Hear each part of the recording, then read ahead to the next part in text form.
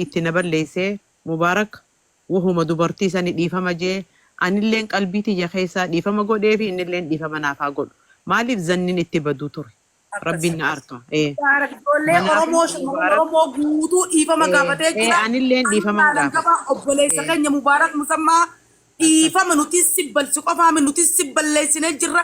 Ani إيه mataan kiyya siqee kun ture dhiifama hoggu dhibbata akka dhiifama nu godhi obboleessa keenya أكس qaali. أن اللين Kabajamaa fi ديفما jaallatamaa مبارك dhiifama si fayyinee jirra. Akka nu الحمد fayyine لله هندما أكس فوق akka sirraa مبارك qabnu. أكس نوتي ولدتي Akka فيني maaliif فيا obboleessa قبنا dhiifama gaafate زني ستي بني ديفما dhiifama نوغو gaafate دبر obboleessa keenya السخية عرمني الرجيد برو جوجا أفويت لله أفويت لله ما أسرت اللي أنا maakii أفويت baratti لله fayyine. هندي خيسانيوه أكس ما ربي نجينا ما فاروس هيا قالتهم عن دقيقة سنو ما ترى ذكا أديم ستوك يونا أيام ترسيني في سريس فدا سر Kun اللي badu سيقو amallee na arrabsee na gabbu rakkoon qabu. أبشر أبشر أب منيرة على سيك duraan dursee galatoomii mana keessatti nagee buusuun kee galatoomii Rashida ajabaa isinilleen quuqama isinit jiru akka dhuunfaaduun ta'in akka walotti akka haadhaatti harmetti dhaabbattanii haqa mul'isuun obboleeyyan keenya walee araarsinee namuu wal harkifata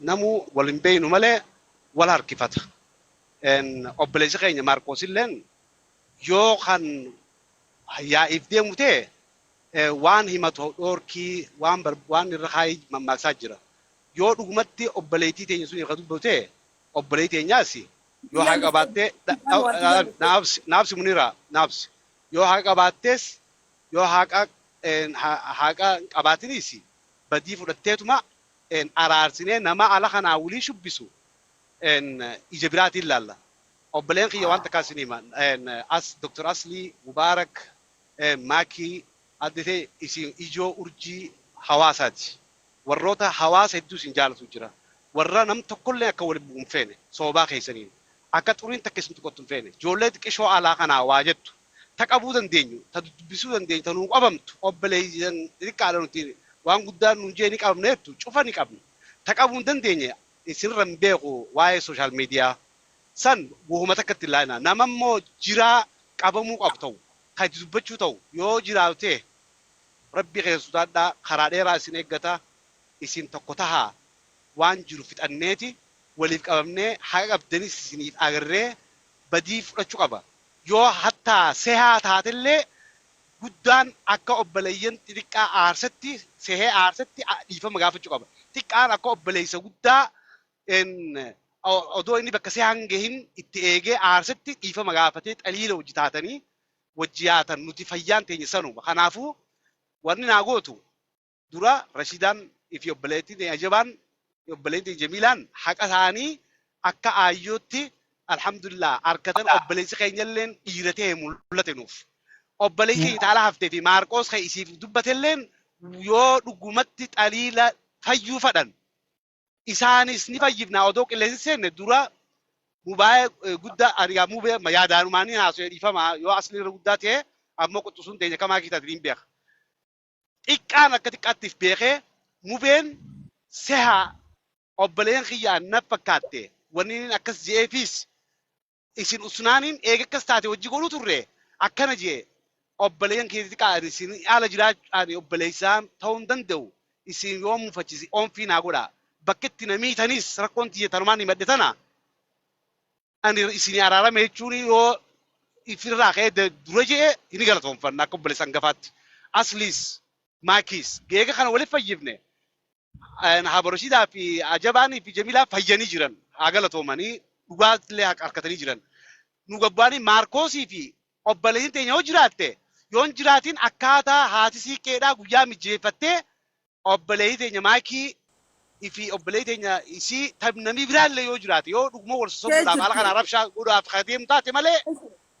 hin haaseessin tokkoon haaseessin hayyee isin keessaa namni mee fadhinnaa keessan hin gabbu kanaan ala namni maayikii banadhaa jettee malee haati siiqqee yoo banattan seeraa haala siiqqee cabsitanii jirtan yaa'iif deemtan malee waan if hin deemtan ta dabarte walirra laalinaa adda Rashidaa irra guddoodhaati obboleessi kee yoo isiidhaaf quuqamee waan jirte akkuma nama sii quuqame laali obboleetti yamaa hambiftanii itti fadhe malee waan biraatii miti En afaan kunis keenyaa miti akkasi nu hubadhu gisee arre uuma guyyaa guututti oollu jennee feene. Takka jula gorteeti akkasuma hubadhu. Tole shee keenya galatoomi. Dhiifamallee naa godhaadha.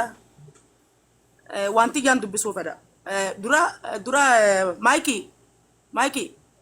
Oi. Mubaarak dhiifama gaafadhu.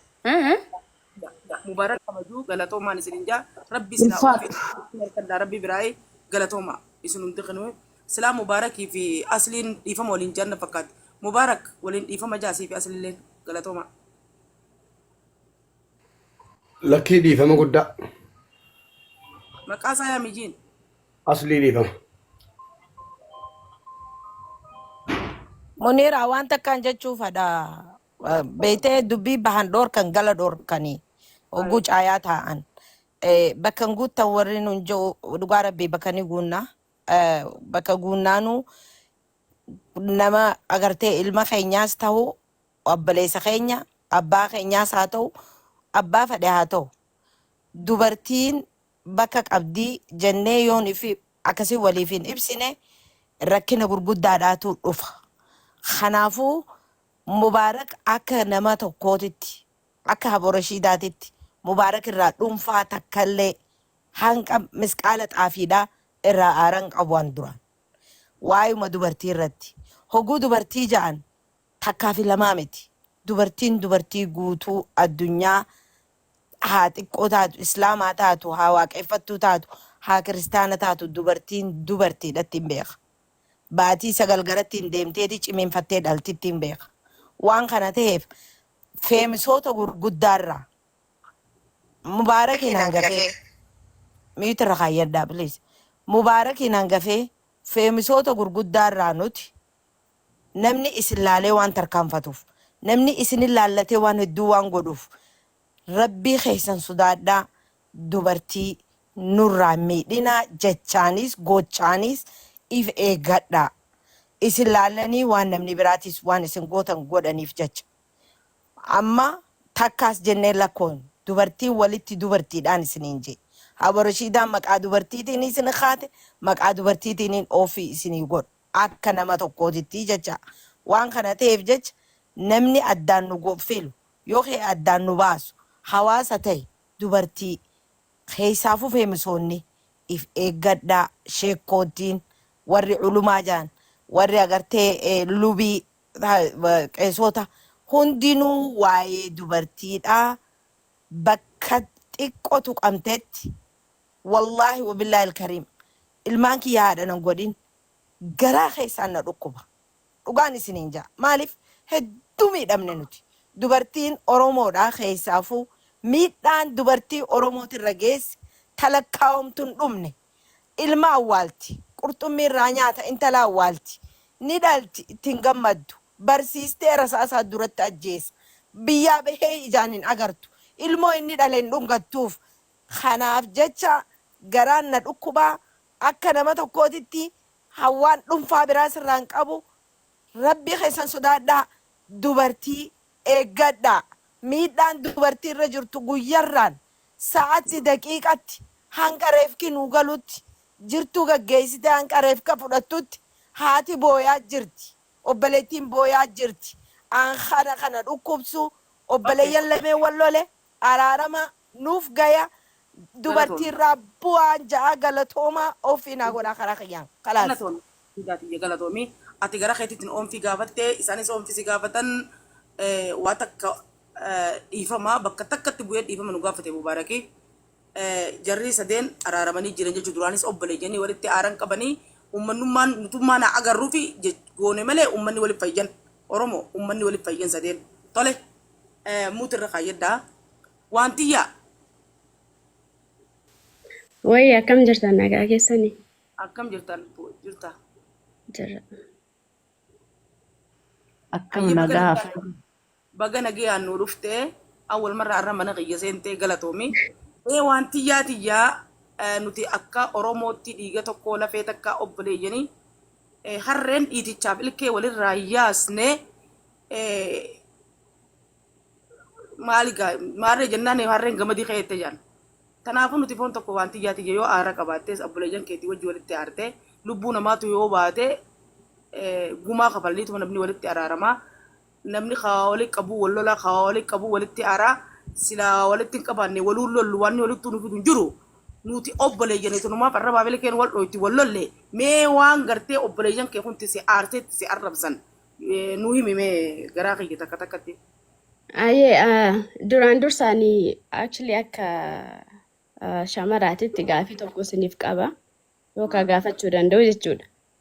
Ani normally ani torban kana torban kana for almost 1 week arrafamaa beera akka intala shamaraa wajjitti torban tokko guutuu ijoollee